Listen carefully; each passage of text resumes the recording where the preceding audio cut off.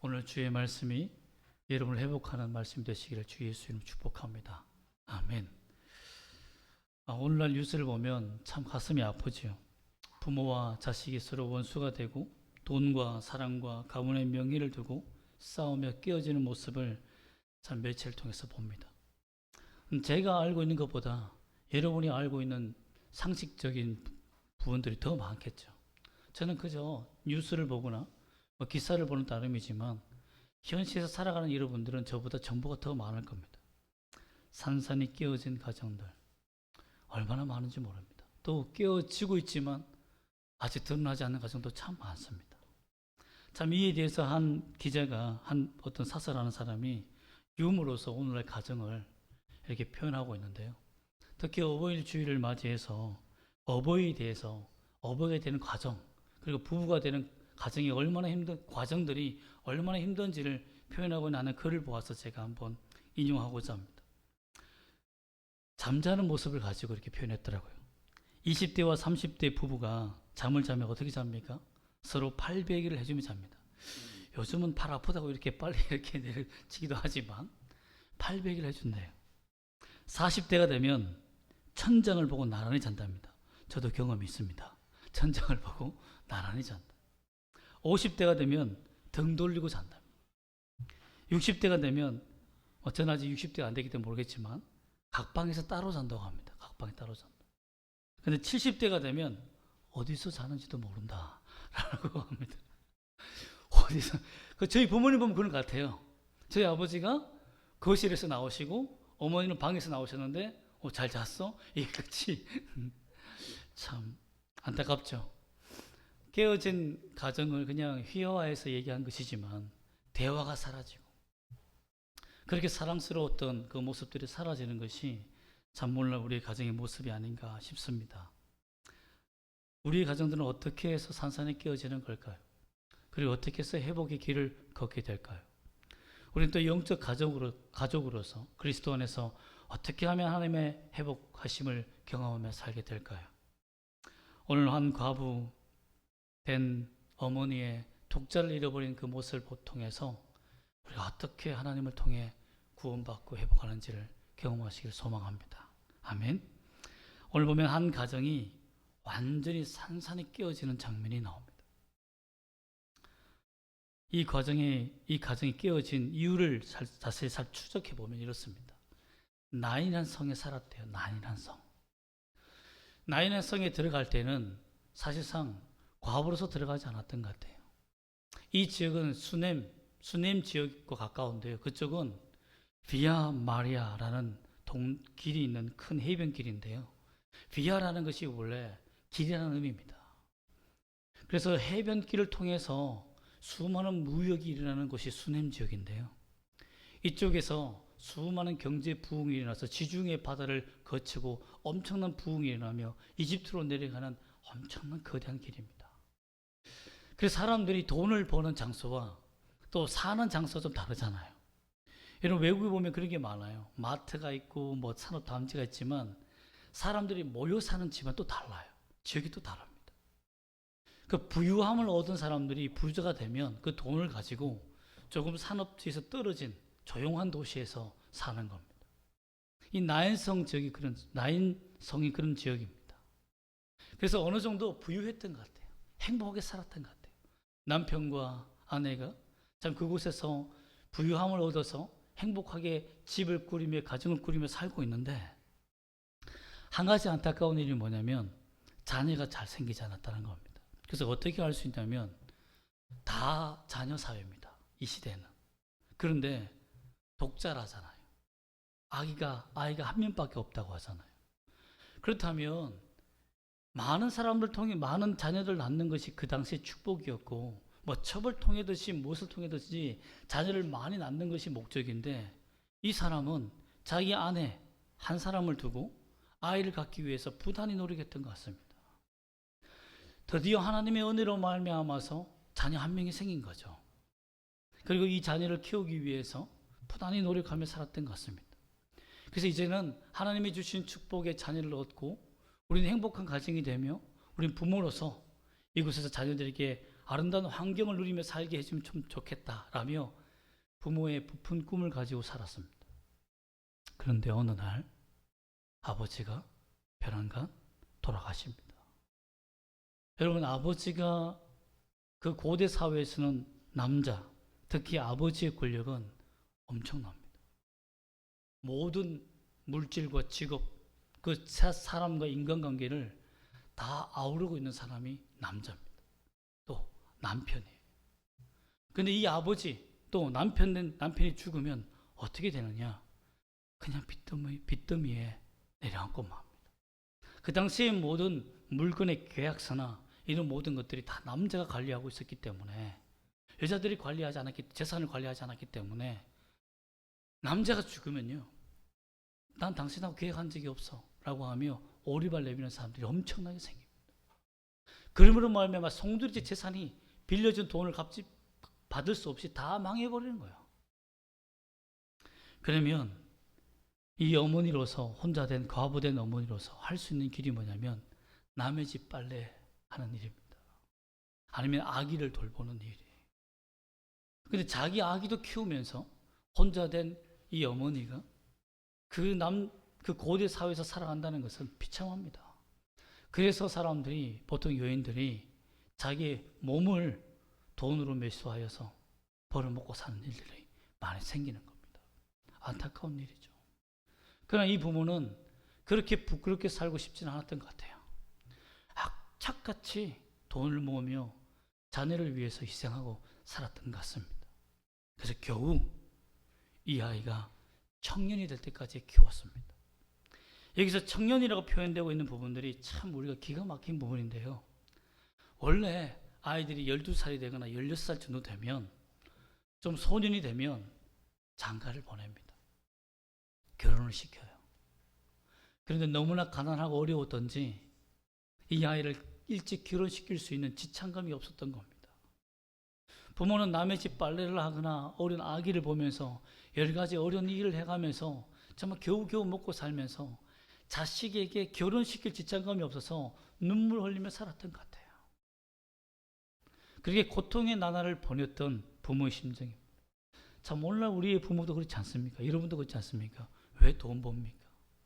왜 비굴하게 사람들에게 엎드리며 아부하며, 아부하지 못하는 거 아첨을 하며, 아부의 기술이라는 영화도 있는데 그렇게 가면서 세상을 살아갑니까?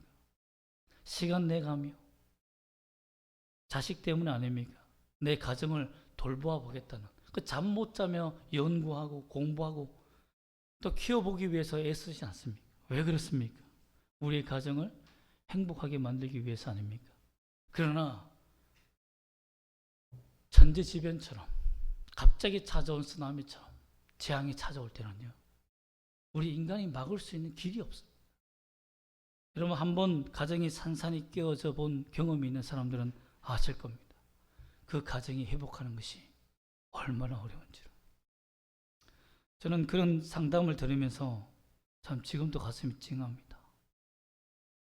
주변에 그런 사람도 많이 있지만 성도들이 그런 고통을 당할 때 거기에서 살아남기 위해서 몸부림치는 그 과정들이 얼마나 힘든지를 제가 듣고 보고, 또 저도 어릴 때 인생을 경험해 보면 참 비참하다는 것을 압니다. 저희 부모님도 정말 야반 도주를 생각할 만큼 고통스러울 때가 있었습니다. 거기서 회복한다는 것이요, 얼마나 힘든지 모릅니다. 이 자녀는 그 청년이 되기까지 잘 못 먹고 잘 못 입고 살았던 것 같아요. 그런데 이 청년이 죽었다는 것에 대해서 너무 우리가 고통스러운 것이 뭐냐면, 여러분, 예수님이 이 청년을 살렸을 때에 어디 몸이 아픈 데가 있었습니까? 즉 다리가 다치거나 화상을 입거나 다리가 부러지거나 그런 곳이 없습니다. 즉 이 청년은 어떻게 보면 뇌졸중이나 의사들이 보기에는 심장마비로 죽었다라고 판명하고 있습니다. 생각하고 있습니다. 그 말은 뭡니까? 홀로 어머니를 두고, 늙은 어머니를 두고 자기를 위해 고생하신 어머니 때문에 밤잠 못 자고 일한 거예요. 오늘날 보면 지하철에서 막노동해서 밤잠 못 자고 심장이 터져라 이라는 자녀였습니다. 아들이었던 거예요. 어떻게 하면 살아볼까? 어떻게 하면 이 인생 우리 가정을 한번 일으켜볼까? 하며 어머니의 고통과 눈물을 생각하며 최선을 다했던 것 같습니다. 그러한 가정에 갑자기 찾아온 아들의 죽음은 얼마나 큰 비참한 인생이 되었을까요? 이 문제를 해결할 수 있는 사람이 있습니까? 전혀 없었습니다. 어머니는 이 아들의 죽음 앞에서 어떤 생각을 했을까요, 여러분?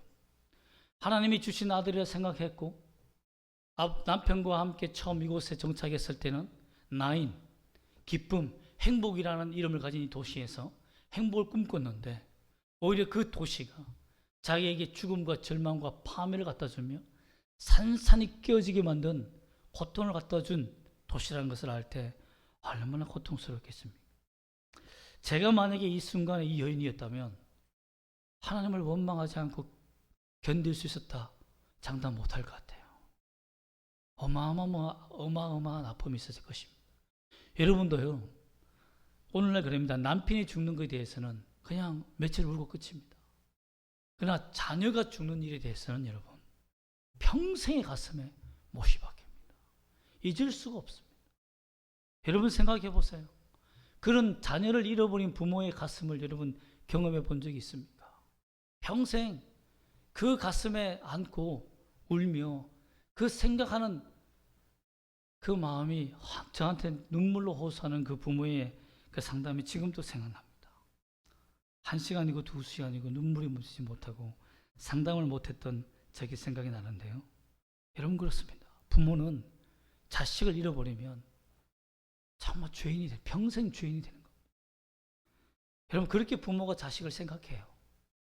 때릴 때는 막 미친 듯이 때리잖아요. 혼낼 때는 오늘 죽으라 너 죽고 나 살자 막 이렇게 하시잖아요. 그런데 막상 그 자녀를 내 품에서 떠나보낼 때는요, 자기가 죽는 것보다 더 비참한 고통을 당하는 것이 부모입니다. 그러면 여러분 이 부모의 아픔과 고통을 어떻게 회복할 수 있을까요? 또한 이 어머니는 이제 아들이 죽은 상태에서 과부가 되어 이 도시에서, 나인이라는 도시에서 살 수가 없습니다. 즉 쉽게 말하면 이 도시에서 살려면 품위 유지비가 필요해요. 그 땅값도 비싸고 그 집값도 비싸고 그 아들이 일궈놓은 집에서 살기도 힘듭니다. 세금 내기도 힘들어요. 왜? 로마가 인두세로 다 빼앗아가니까. 땅에 토지를 가진 사람은 토지세로 빼앗아가니까. 여러분 온갖 것을 다 빼앗아가는 그 상황 속에서 국가도 책임져 주지 않는 유대 사회도 망했습니다. 나라가 망했어요. 그래서 과부는 이제 자기 몸을 팔며 살아갈 수밖에 없는 비참한 인생을 살아갈 수밖에 없는 시대를 살아가는 겁니다. 여기에 장례가 나서 우리 14절 말씀 한번 14절 말씀 한번 읽어볼까요? 시작. 가까이 가서 그 관에 손을 대시니 맨 자들이 서는지라. 자, 보세요.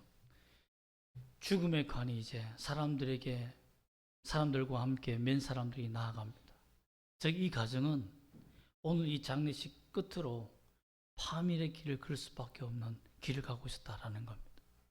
근데 어떻게 이 가정이 다시 회복하는 은혜를 받게 됩니까? 하나님께 기도했습니까? 하나님 살려달라고 부르짖었습니까? 이 어머니가. 물론 잠깐은 그랬을지도 모릅니다. 그러나 자식의 죽음 앞에 하나님을 원망하는 마음이 더 크지 않았을까요? 어떻게 하면 죽음의 슬픔 때문에 하나님의 생각이라도 나겠습니까? 그 고통의 가정 속에 은혜와 회복이 일어난 일은 하나님이 찾아오심부터 시작됩니다. 예수님이 이 절망의 가정, 산산이 깨어진 가정에 찾아오심으로 회복이 시작됩니다. 11절 말씀 보면 그 후에 예수께서 나인이라는 성으로 가실새라고 되어 있습니다. 들어가실새. 그 후가 언제입니까? 바로 백부장이 자기 종, 양자인 것 같아요. 나중에 이 백부장의 왕의 신하가 예수님을 섬기는 사람이 되지 않습니까? 요한나라고 해서 부인이. 자기 아들을 살렸다고 했으니까 아무래도 그런 기적적인 생명을, 죽음에서 생명을 살리는 기적을 경험한 이후에 그 생명의 주인 되신 분이 어디로 오셨다? 나인한 성으로, 또 다른 죽음이 있는 곳으로 찾아오셨다라는 것입니다. 누가는 이렇게 표현하고 있는 거예요.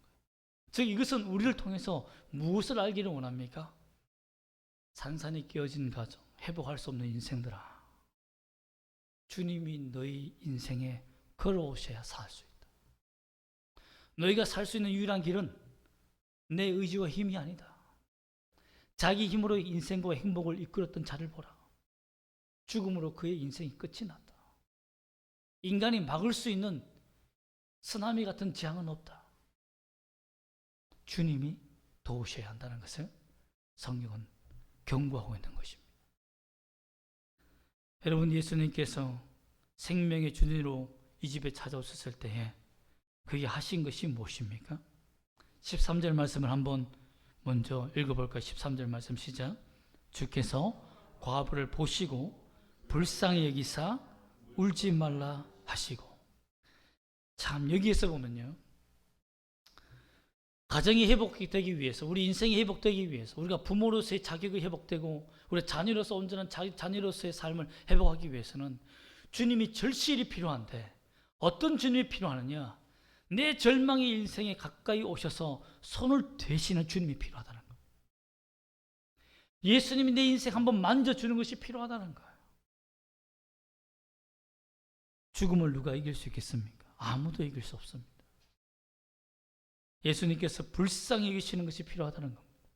왜 예수님이 불쌍히 여기셔서 눈물을 흘리며 우리 울면서 울지 말라 이러고 생각이 없어요. 예수님도 눈물을 흘리면서 그 과부에게 울지 말라라고 한 말. 이 말이 나중에 예수님께 십자가에 못 박혀 돌아가실 때에 뒤에서 따라오는 여인들에게도 똑같이 말합니다. 울지 말라. 너희 자녀들을 위해서 울라. 예수님도 비참한 눈물을 흘리면서 왜 그렇게 말씀하셨을까요? 이유가 있습니다. 예수님도 어릴 때 아버지 요셉이 레위인으로서 예수님께서 베들레헴에 호적하기 위해서 어머니 요셉과 어머니 마리아와 아버지 요셉이 올라갔을 때 하나님이 헤롯이 널 죽이려고 한다. 국가가 널 죽이려고 한다. 도망가라. 직업을 버리고요. 가족을 버리고요. 모든 친구를 버리고요. 이집트에서 새로운 일을 하기 위해서 떠납니다. 그래서 거기서 조금 더 정착하면 이제 바둥바둥 살려고 하니까 어떻게 합니까? 하나님이 이집트에서 나타나서 야, 헤롯 죽었다. 다시 올라가라. 그렇게 여러분, 다른 나라에서 직장 얻기가 얼마나 힘든 줄 아십니까? 다른 국가에서 먹고 살기가 힘든데 겨우 정착했더니 하나님이 또 떠나라고 해요. 그래서 떠났습니다. 또. 어디로 갑니까? 나사렛 동에서 삽니다. 범죄자의 속을. 학교가 옳지 않은 곳이 있습니까? 문화시설이 제대로 된 곳이 있습니까? 여러분, 범죄자, 교육에 낙후된 거, 경제적으로 무너진 그 나사렛 동네에서 아버지가 목숨 걸고 자식 먹여 살리려고 했습니다. 그러다가 아버지가 죽어요.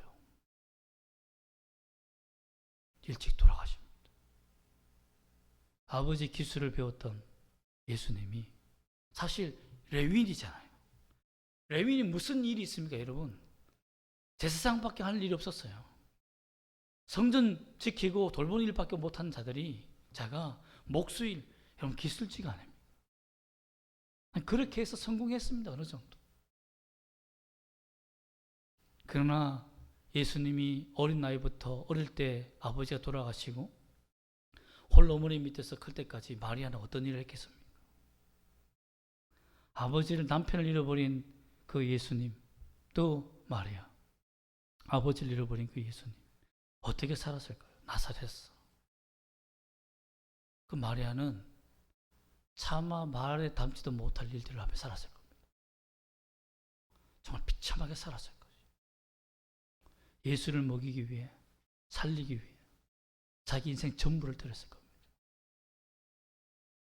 그 어머니를 아는 거예요.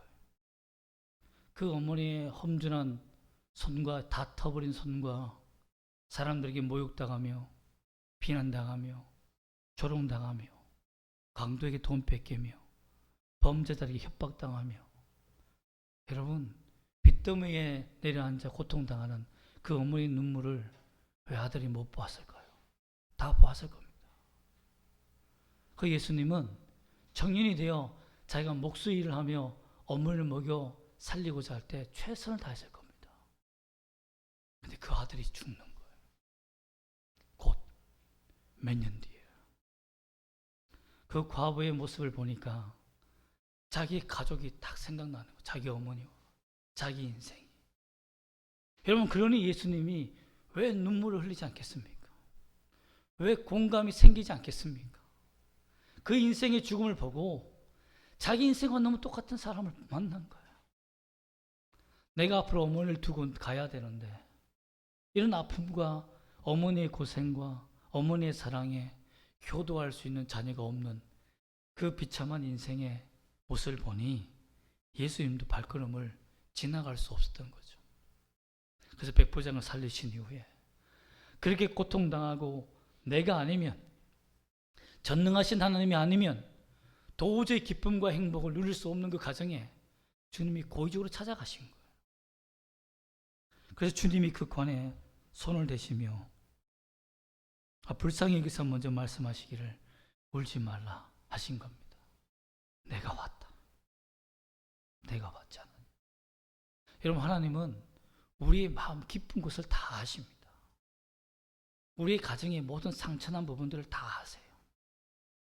산산이 깨어져 가는 그 가정의 모습을 다 아십니다. 멀쩡해 보이지만 여러분 좋은 옷 속에 감춰져 있는 절망들을 다 아십니다.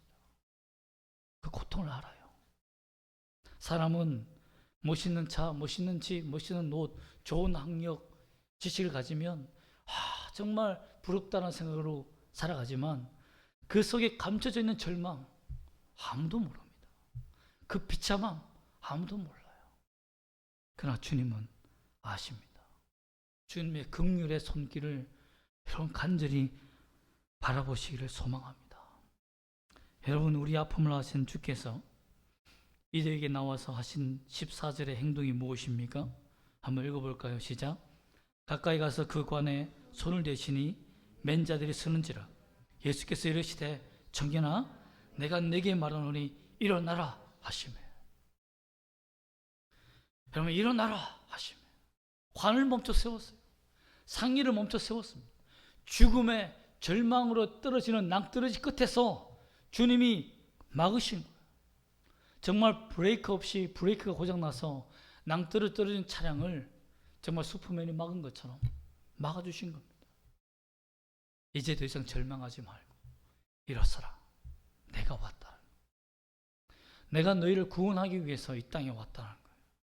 너희 질병과 너희 인생의 막막함과 산산이 깨어져 버린 그 인생을 회복하기 위해서 내가 왔다는 겁니다. 그 주님을 만나시기를 원합니다. 누구야? 너가 그 죽음에서 일어나라. 누구야? 산산이 깨어진 인생 속에서 일어나라 하시는 그 주님의 음성을 들으시기를 소망합니다. 그 주님의 음성을 만난다면 어떤 인생도 여러분 일어날 수 있습니다. 어떤 인생도 회복할 수 있어요. 어떤 비참한 가운데서도 일어날 수 있습니다. 여러분 청년이 일어났을 때 어머니 품에 안겼을 때 그 청년이 살아나서 엄마의 품을 안기며 품에 안겼을 때 어땠을까요? 여러분 제가 참 우크라이나의 한 병사의 편지를 읽고 참 가슴이 저렸습니다. 사람이 사랑하는 사람을 두고 떠난다는 것이 얼마나 고통스러운지에 대해서 편지를 써놨더라고요. 이 전쟁이 우리 가족의 모든 행복을 빼앗아가고 우리 가정의 미래를 산산이 부숴떨었지만 슬프지 않습니다.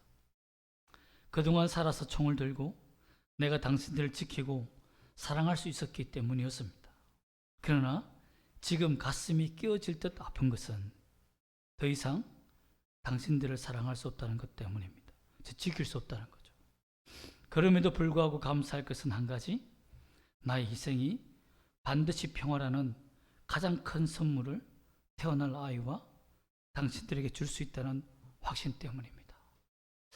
여러분, 이 아버지 군인의 마지막 눈물 어린 기도의 편지가 참 아버지가 된다는 것이, 또 부모가 된다는 것이 얼마나 힘든 일인가를 참 깨닫게 하더라고요. 여러분, 그렇습니다. 청년도 그랬을 것 같아요. 내가 지켜줘야 할 부모, 내가 지켜줘야 할 앞으로 인생, 또 어떤 부분이든지 간에 내가 죽음으로 말미암아 내 사랑하는 가족과 헤어진다는 것이 얼마나 힘든 일인지. 제가 제 친구, 저보다 나이는 후배지만 미국에서 함께 공부하고 한국에서 같이 개척을 하고, 그분은 개척을 하다가 누가 선교로 가서 저희 교회가 설립할 때 여기서 찬양 인도도 하고, 또 제가 어깨가 아파서 다쳤을 때에 여기서 설교까지 해주신 우리 최기훈 목사님, 이번에 신장암으로 판명이 되어서 이 전이를 조사하고 있는데요. 다행히도 의사 선생님이 전이는 보이지 않지만 수술해서 개복해봐야 안다고 하더라고요. 이 암 수술한 사람들은 다 그렇게 얘기하더라고요. 기계는 보이지 않는데 열어보면 어떤 상황인지 모른다. 여러분, 참 통화를 하면서 많이 울었습니다. 어떻게 이런 일이 생길 수 있을까? 근데 그 목사님이 이런 말을 하더라고요. 나는 괜찮은데, 참 이게 방송에 나가니까 참 뭐라고 말하기 그렇지만, 다 얘기는 못하지만 자녀에 대해서 그렇게 아파하더라고요. 여러분, 그렇습니다. 가정이 내 힘으로 지킬 수 있는 것 같지만 내 힘으로 지킬 수가 없다는 겁니다. 그러나 예수를 만나 기적같이 질병이 치유되고 내 인생이 회복되어질 때, 그때 품어 안는 자녀와 내 아내와 내 부모의 품은 어떨까요, 여러분? 얼마나 기쁨이 넘치지 않겠습니까? 이렇게 그 청년은 한순간에 잃어버렸던 절망에서 기쁨으로 자리를 바꾸는, 기쁨의 자리로 돌아가는 복을 경험하게 됩니다. 누구 때문입니까? 찾아오신 예수님 때문입니다. 여러분, 가정을 지키기 위해 홀로 된 어머니를 또 이제 이 청년이 지키기 위해서 고생했지만 갑자기 찾아온 심장마비를 붙들며, 심장을 붙들며 얼마나 죽지 않기 위해서 몸부림쳤을까요? 그러나 다시 살았을 때 이제 그가 가지고 있던 물질과 또한 다시 일할 수 있는 힘과 능력으로, 또 결혼하며 자식을 낳으며 살 수 있는 꿈과 소망을 예수님이 주셨다는 것에 얼마나 감사했겠습니까? 깨어진 가정이, 산산이 깨어진 가정이 다시 회복할 수 있는 길은 예수님을 만나는 것뿐이라는 것을 알 수 있습니다. 성경에서 이 기적은 생명을 살렸다, 단순히 청년을 살렸다, 여기 있는 것이 아닙니다, 여러분. 어떤 신학자는 이렇게 말합니다. 기적은, 이적의 표시는 예수님이 메시아가 된다는 표적의 증거일 뿐이다. 천만의 말씀입니다. 저는 성경을 보면서 깨달은 것이 뭐냐면, 주님이 자기의 인생과 감정을 담아서 진짜 인생들을 불쌍히 여기는 공감해서 기적이 난다는 것을 저는 경험합니다. 느낍니다. 그냥 단순히 나는 메시아다 라는 드러내기 위해서 기적을 행하시는 분이 아니라 철저하게 우리 백성들을, 하나님의 자녀들을 아시고 사랑하시기 때문에 기적을 베풀 수밖에 없는 사랑이었다는 것을 저는 믿습니다. 그러므로 오늘날에도 이 기적은 일어납니다. 하나님, 이 도움은 반드시 있습니다. 여러분, 그러므로 나의 비참함과 아픔과 상처를 아시는 분을 만나시기를 소망합니다. 여러분, 16절 말씀 보면 이 일이 일한 후에 놀라운 일이 하나 생깁니다. 한번 읽어볼까요? 16절 말씀 시작. 모든 사람이 두려워하며 하나님께 영광을 돌려 이르되 큰 선자가 우리 가운데 일어나셨다 하고, 또 하나님께서 자기 백성을 돌보셨다 하더라. 여기에 하나님 마음이 있는 거예요. 사랑하는 청년아, 사랑하는 과부된 내 딸아, 내가 왜 예수를 너에게 보내는지 아니? 아버지 하나님의 마음이 느껴집니다. 내가 너를 돌보았다는, 내가 내 자기 백성을 돌보셨다는 이 하나님의 언약, 아버지로서 언약을 지키기 위해서 내가 예수를 보냈다. 그리고 너의 인생을 처절하게 그 고통스러운 인생을 내 아들 예수도 다 경험했다. 똑같은 환경을 경험했다. 그래서 너로 하여금 회복하며 주의 영광을 보게 하기 위해 보낸 자이니 이 예수를 믿고 구원받아라. 하나님께 영광 돌려라. 라는 아버지의 마음이 저는 느껴집니다. 여러분, 이렇게 하나님의 기적은 우리에게 찾아옵니다. 여러분, 그러므로 예수가 우리의 영적 의사입니다. 우리가 병원에 가서 다치면 진찰을 먼저 합니다. 항상 진찰을 먼저 하고 진료를 해서 뭐가 다쳤는지 뭐가 문제인지를 살펴보고 의사가 판단합니다. 가장 중요한 기본이 뭡니까? 진찰하는 거예요. 마찬가지로 하나님이 우리에게 영적 의사가 되기 위해서 가장 먼저 한 것이 뭡니까? 육체가 되신 겁니다. 인생을 아는 거예요. 그냥 신의 경지에서 인생을 살펴보는 것이 아니라 육체가 되어서 인생의 아픔과 고통과 눈물과 처절함을 다 경험한 거예요. 아버지의 일찍 여의심과 어머니의 고생함과 슬픔과 눈물을 다 경험한 예수가 인류의 죄악을 짊어지고 가는 예수가 되신 겁니다. 그럼 우리 예수님은 아무것도 모른다라고 생각하시면 안 됩니다. 주님은 우리의 모든 것을 다 하시고 치료하시는 영적 의사이십니다. 그분을 만나시기를 원합니다. 어떻게 하면 주님이 우리를 만나게 하실 수 있을까요? 본문에서는 주님이 일방적으로 찾아왔어요. 그럼 기다려야 됩니까? 잠언서에서는 그 비결이 나타납니다. 잠언 8장 17절 말씀, 여러분이 집에 가셔서 잠언 8장 17절 말씀을 꼭 암송하시며 기도하며 그때마다 이 기도를 통해, 이 말씀을 통해 은혜 받기를 원합니다. 잠언 8장 17절에는 이렇게 기록되고 있습니다. 나를 사랑하는 자들이 나의 사랑을 입으며 나를 간절히 찾는 자가 나를 만날 것이니라. 나를 사랑하는 자들이 나의 사랑을 입으며 나를 간절히 찾는 자가 나를 만날 것이니라. 주님은 우리가 주님을 사랑하기를 원하십니다. 또 주님을 간절히 만나고 찾기를 원하세요. 그러면 주님이 반드시 만나준다고 성경에 약속했습니다. 하나님은 신실하신 분 아닙니까? 전능하시지만 약속을 반드시 지키는 분 아닙니까? 우리가 하나님을 우리의 계약의 고리에 끌고 다닐 수 있는 유일한 길이 뭔지 아십니까? 이 약속의 말씀을 붙들고 기도하는 겁니다. 약속했잖아요. 그러면 우리가 회복해야 될 것이 뭡니까? 주님 사랑하는 마음이에요. 이것 회복하면 됩니다.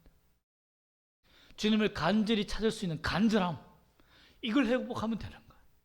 그냥 대충 찾는 것이 아니라 간절히 찾는 마음이 있어야 내 인생이 회복된다는 겁니다. 여러분, 우리가 부모가 되기도 힘들고 자녀가 되기도 힘듭니다. 그리스도 예수 안에서 영적 가족이 된 여러분, 특히 부모 세대들이요, 주님을 만나십시오. 그래야 여러분의 가정이 회복됩니다. 간절히 주님을 향한 첫사랑을 회복하시고 간절히 주님을 찾는 기도를 회복하시면 원리는 간단하지만 그 마음을 느끼는 불의 가슴은 말씀 중에 나타납니다. 다 다릅니다. 여러분이 경험해야 돼요. 예수님을 만나야 됩니다. 우리 인생이 바뀌는 것은 예수님 뿐이라는 것을 믿고 주께서 산산이 깨어진